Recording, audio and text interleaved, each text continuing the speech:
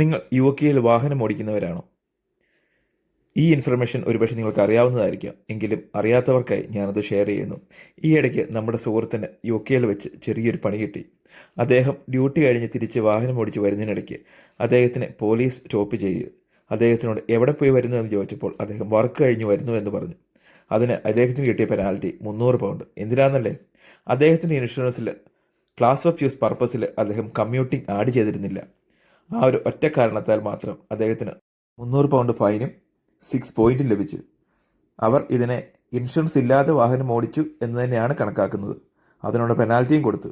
അതുകൊണ്ട് നിങ്ങൾ car insurance എടുക്കുമ്പോൾ തീർച്ചയായിട്ടും എല്ലാ ഡീറ്റെയിൽസ് കറക്റ്റ് ആണെന്നും പേര്, വാഹനത്തിൻ്റെ നമ്പേഴ്സ്, അതുപോലെ നിങ്ങളുടെ അഡ്രസ്സ്, ഈ പർപ്പസ് യൂസ് ഇതെല്ലാം കറക്റ്റ് ആണെന്ന് ഉറപ്പുവരുത്തുമല്ലോ.